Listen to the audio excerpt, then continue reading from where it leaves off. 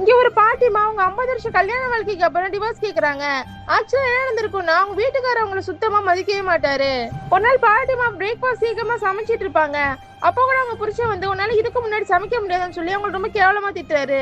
ஒரு கட்டத்துக்கு மேல பாட்டிமா பொறுமையில இருந்து அவங்க கையில இருக்க பாத்திரத்தை தூக்கி அடிச்சிடுறாங்க. இப்ப பாட்டிமாவோட புருஷன் ஒண்ணுமே நடக்காத மாதிரி அங்க இருக்க பாத்திரத்தை எடுத்து வச்சுட்டு அங்க இருந்து கிளம்பி போறாரு. பாட்டிமா கல்யாணத்துல இருந்து இப்போ வரைக்கும் கஷ்டத்தை மட்டுமே தான் அனுபவிக்கிறாங்க. அவங்க புருஷனோட டெய்லி அபியூசிவான வார்த்தையை மட்டும் கேட்டே அவங்க வாழ்றாங்க. அதை பத்தி அவங்க வேற யாருக்கிட்டயுமே ஷேர் பண்ண மாட்டேங்கிறாங்க. ஒரு நாள் அவங்க அம்மாவை வச்சிருக்க நர்சிங் ஹோம்ல இருந்து ஒரு கால் வருது.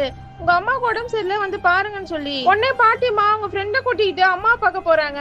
அம்மாவுக்கு உடம்பு மோசமா இருக்கிறதால ஒரு பீச்சு கூட்டு போறாங்க. அங்க அவங்க அம்மா அதே இடத்துல இறந்துடுறாங்க. இப்ப பாட்டிமாவோட அம்மாவோட உடம்ப கொண்டு போய் அடக்கம் பண்றாங்க. அவங்களோட சாம்பலை எடுத்துட்டு போய் அவங்க ஆசைப்பட்ட மாதிரி கடல்ல கலக்குறாங்க. பாட்டியம்மா அவங்க அம்மா இருந்தது ரொம்ப உடஞ்சு போயிடுறாங்க. அவங்க எப்போ அழுதுட்டே இருக்காங்க. ஆனா அந்த நேரத்துல கூட அவங்க புருஷன் வந்து அவங்கள அபியூசிவான வார்த்தையால திட்டிட்டே இருக்காரு. இதுக்கு மேல இந்த மாதிரி கொடுமையான வாழ்க்கை தேவையில்லைன்னு பாட்டிமா ஒரு டிவோர்ஸ் பண்ணலான்னு யோசிக்கிறாங்க. அதை போய் அவங்க பொண்ணுங்க கிட்ட சொல்றாங்க. ஆனா அவங்க எல்லாரும் சிரிக்கிறாங்க, நம்ப மாட்டேங்கிறாங்க. கடைசி தடவையா அவருக்கு சமைக்கிறான்னு அவருக்கு பிடிச்ச சமையல்லாம் அன்னைக்கு நைட்டு சமைச்சு வைக்கிறாங்க. அவரும் சந்தோஷமா சாப்பிடுறாரு. அதுக்கப்புறம் கடைசி முறையா ஒரு முறை பாத்ரூமுக்கு வெளியில அவருக்காக ஒரு டவல் வச்சுட்டு வராங்க. அடுத்த நாள் அந்த தாத்தா எழுந்து பாக்குறப்போ பாட்டிமா இல்ல. அதே நேரத்துல பாட்டிமாவும் 50 வருஷமா தூக்கதான் அவங்க அம்மா வீட்டுல தூங்கி எழுந்திருக்கிறாங்க. இந்த கதையில வர பாட்டிமா மாதிரியே இப்போ நிறைய பொண்ணுங்க கஷ்டப்படுறாங்க. நீங்க இதை பத்தி என்ன நினைக்கிறீங்கன்னு ஒரு கமெண்ட் பண்ணிட்டு போங்க.